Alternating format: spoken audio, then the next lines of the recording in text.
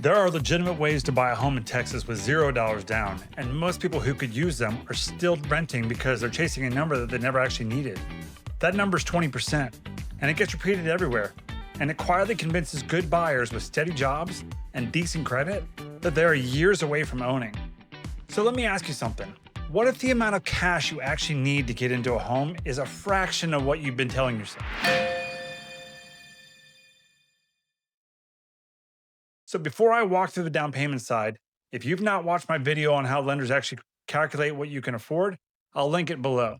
It covers the income and the debt to income piece, and DTI just means how much of your monthly income is already spoken for by other bills. Watch that one when you get a chance. Today it's all about the cash to close. Here's where the whole thing goes sideways for people.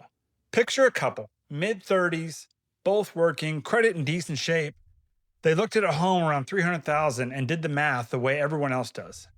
20%, so $60,000 plus closing costs on top of that. They looked at their savings, felt sick, and decided to wait another 2 or 3 years. Totally reasonable and totally based on a rule that does not apply to them. Because that 20% number does one thing and one thing only. It lets you skip mortgage insurance on a conventional loan. That is it. Mortgage insurance is just a monthly fee that protects the lender when you put less down. It is not a wall. It is a line item, and it comes off later once you build enough equity. So the real question was never, can we save $60,000? It was, which path gets us in the door with the cash that we actually have? So let me actually walk you through those paths, because there are more than most people know. Start with the two that require nothing down at all. If you've ever served in the military, the VA loan is the one. 0 down, no monthly mortgage insurance for eligible veterans and service members. If that is you and you've been renting, that is the money leaving your pocket every month for no reason. This one is for veterans and eligible service members. If you've never served, it is simply not your lane, and that is fine because there is a second 0 down option that almost nobody brings up. That is the USDA loan. And I promise you the name throws off a lot of people.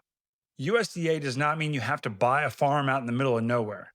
Despite the rural designation, USDA loan areas include many suburban communities and even areas near major cities covering approximately 97% of the U.S. land area.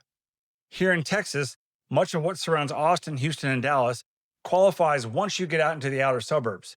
It is 0 down, and honestly, the monthly cost often runs cheaper than the alternatives. Now, there are 2 catches. It is tied to the map, so the address has to be in an eligible area, and there is a household income cap. And I mean household. It is household income, not borrower income. Your spouse's W-2 counts toward the cap even if they're not on the loan.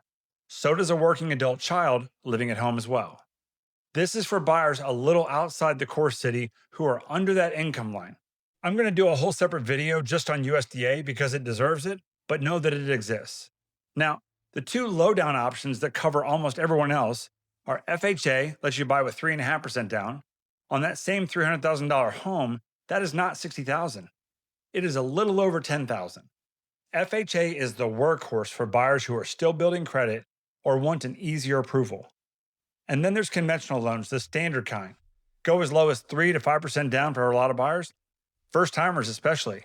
So the honest range for most people is 3 to 5%, not 20. Now, stay with me here because here's the part that changes the math the most.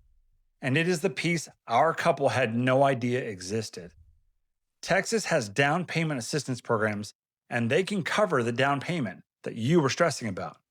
The 2 big statewide ones come from 2 main agencies, TDHCA, the Texas Department of Housing and Community Affairs, and TSAHC, the Texas State Affordable Housing Corporation. We call them TSAHC. They offer both grants and deferred second liens that can be used with FHA, VA, USDA, and conventional loans. Now, a grant is money that you simply do not have to pay back. And the structure matters here because money you never repay.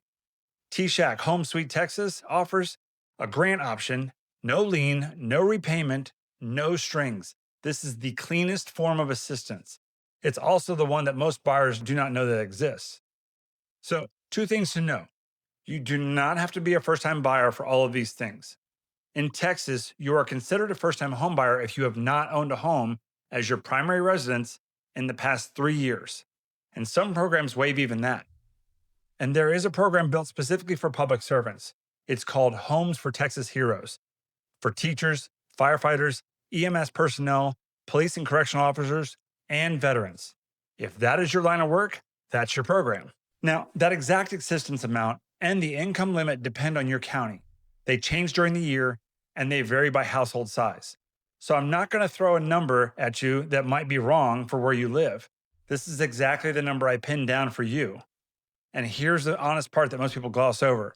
Assistance is not automatically the best move for everyone. Sometimes the grant carries a slightly higher rate.